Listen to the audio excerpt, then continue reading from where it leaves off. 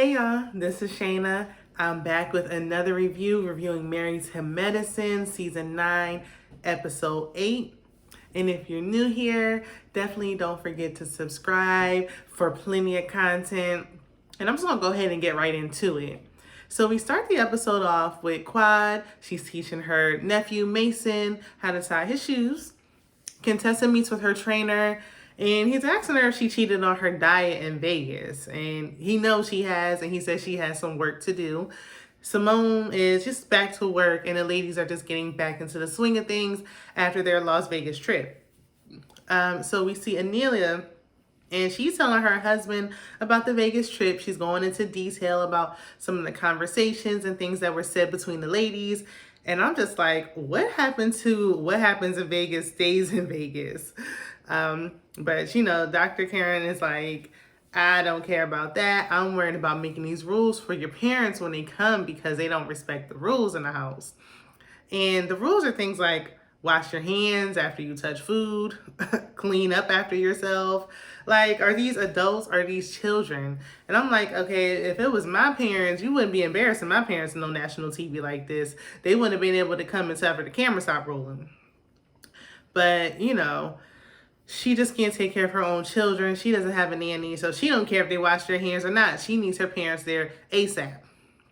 So we move on, and Toya and Eugene are talking to their son because their son was at a sleepover and he was accused of stealing. And so they're just having a conversation with him about, watch who your friends are and things of that nature. And when they're done talking to their son, Eugene asks Toya if she was stressed out after she came back from the Vegas trip. She seemed a little stressed. He asked her, how was the trip?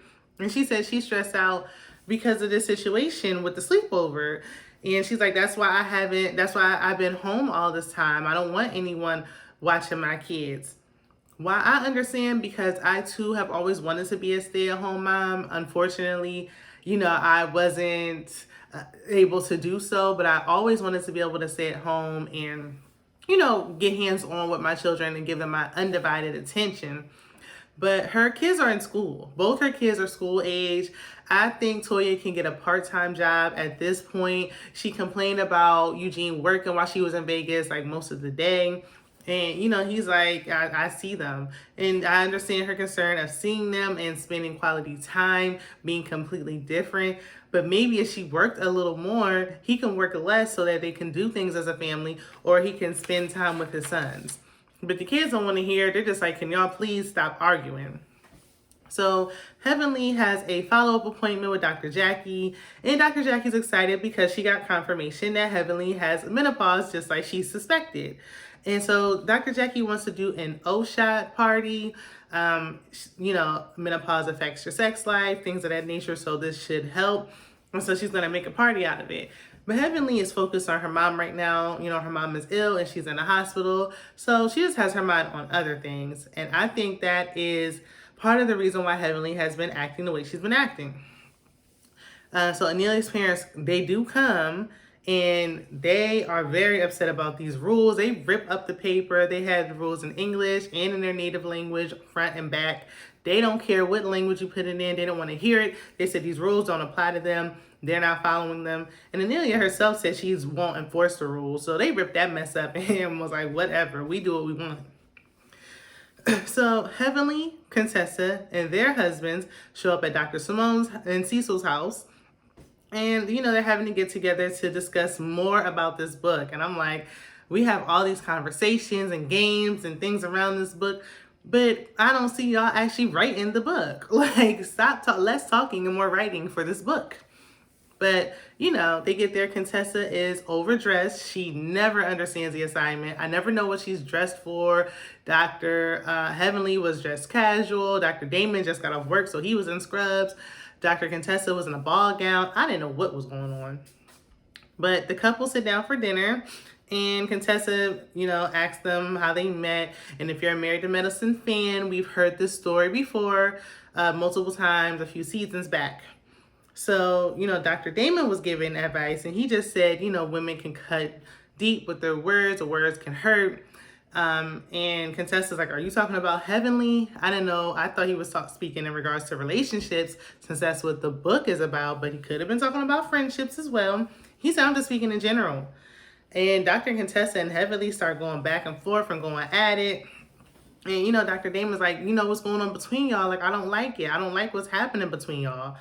And Dr. and Contessa's like, and watch who you talking to. Like, I'm a doctor like you. We got the same credentials. We get the same pay. You're not above me. And I'm like, where is this coming from? Dr. Contessa seems to always have like misdirected anger. Like, you're mad at Heavenly, and yes, this is her husband, but he didn't say anything wrong. He wasn't attacking you. If that's the case, your husband, I'm sure, would have stepped in, who has the same credentials as both of you. But this has nothing to do with your job and, your career. He's just saying he doesn't like what's going on with y'all's friendship. But she just took it overboard, which caused them to argue more. And they reiterated a lot of the same things they said back in Vegas, which lets us know that them hugging it out really didn't mean anything. They probably needed more time, because here they are arguing again. Dr. Damon had to tell Heavenly to, stop a few times. So he felt disrespected that he had to basically keep repeating himself and that she wasn't listening. I did like that, there was some friction. He still was a gentleman. He made sure when they got outside, he opened her car door for her. And, he was still a nice, respectful husband. He quiet, he just in a soft tone let her know how he felt. And that's why we love Dr. Damon. Not too much though, Heavenly. I don't want no problems. But, Contessa just isn't really hearing what he was talking about. She didn't receive it. So they just ended up, Heavenly and Dr. Damon just ended up leaving the party. So we move on, and the ladies are at the OShot party. Heavenly couldn't make it because of the issues with her mom. Anelia brought her mom to the party, and why did you bring her? Isn't your mama supposed to be back there with the kids? But she brought her, and her mom is adamant about her not getting it. But the way she said it was more of her talking to her like she was a small child versus a grown 40-plus-year-old woman. So, Simone goes first. She can't stop giggling. Contessa's there. She's wearing her velour sweatsuit. And she's like, I'm dressed like I'm going to an appointment. And again, even though, this is like a casual thing, everybody's dressed, pretty cute, casually cute. But not Contessa. She looks like she's about to just go run errands real quick or take out the trash. Like, she just missed the assignment yet again. Contessa's clearing up, whatever. Latoya was speaking to somebody about the fight between her and Heavenly, and like, oh, did you hear? And Contessa's like, I'm right here, so I can speak on it. So while they're doing that, Quad steps in, and she's like, Heavenly's mother is ill. And, we really need to be here for her, because we don't know when her time may come this week. And so the ladies go into prayer, and they immediately start praying for Heavenly and her mom, which I love. There's been a lot of prayer going on. I saw Carrie was there. She got her shot. I don't know why we even show her at this point, because she never has any lines or anything. Just take her off. But, that was everybody was getting the shots done. Once again, Anelia's mom was like, no, don't. And, it kind of ended there. Anelia whispered to Dr. Jackie, like, I'll be back to see you